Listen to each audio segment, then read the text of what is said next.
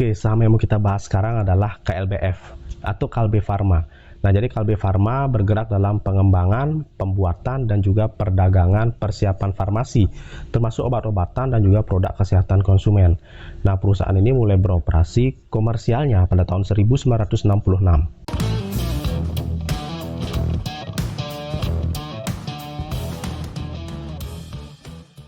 Oke, dari pendapatan yang berhasil diperoleh berdasarkan laporan keuangan kuartal pertama tahun 2022, perseroan berhasil memperoleh pendapatan senilai 7,02 triliun, naik dari periode yang sama di tahun 2021 yang berhasil memperoleh pendapatan senilai 6,02 triliun.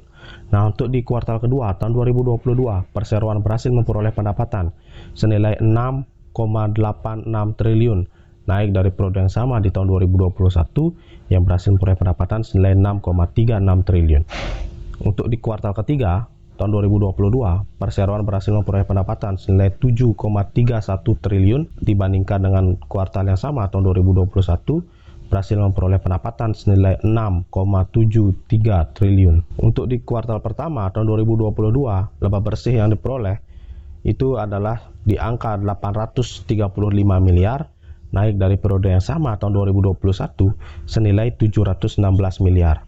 Untuk kuartal kedua 2022, laba bersih yang diperoleh perseroan adalah 802 miliar, naik juga dari periode yang sama di tahun 2021 senilai 781 miliar. Nah, untuk kuartal ketiga tahun 2022, laba bersih yang diperoleh adalah 849 miliar, naik juga dari periode yang sama di tahun 2021 senilai 790 miliar. Untuk manuver KLBF di tahun 2023 yang pertama itu datang dari perusahaan yang berupaya mendorong penjualan dari pasar ekspor. Nah, emiten farmasi ini akan mengenjot penjualan ke pasar Asia Tenggara dan juga benua Afrika. Nah, jadi untuk mendukung pasar ekspor ini, Kalbe Farma sudah menyiapkan capex 1 triliun loh. Nah, jadi setelah kemarin berhasil menyasar pasar China, Kalbe Farma akan gencar ekspansi ke pasar ekspor. Nah, untuk mendukung ekspansi tersebut, emiten KLBF ini itu menyiapkan belanja modal sebesar 1 triliun. Jadi seperti yang kita ketahui ya, Kalbe Farma melalui entitas anaknya PT Enseval Putra Mega Trading atau EPMT ini mendirikan Global Stairway Synergy Co. Ltd.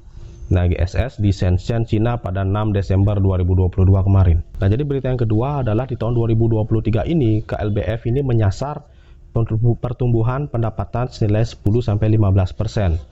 Nah, jadi mereka sih memproyeksikannya sekitar 33 triliun ya untuk nominalnya.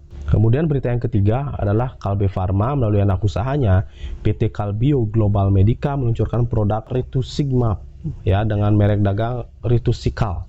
Nah, produk anyar ini telah mendapatkan izin edar lokal oleh Badan Pengawas Obat dan Makanan atau BPOM Republik Indonesia. Nah, Presiden Direktur Kalbe Farma menjelaskan Rituxikal ini merupakan produk biologi antibodi monoklonal pertama yang berhasil diperoleh di Indonesia dengan alih teknologi dengan perusahaan yang berkedudukan di Spanyol. Oke, kemudian yang terakhir ini adalah intermezzo ya. Jadi siapa nih yang belum tahu bahwa sebenarnya Kalbe Farma ini dulunya dimulai dari garasi.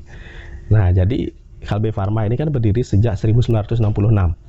Tercatat di bursa itu pada tahun 1991. Nah, jadi sejak 1966 perusahaan ini telah jauh berkembang dari usaha sederhana di sebuah garasi menjadi perusahaan farmasi terdepan di Indonesia.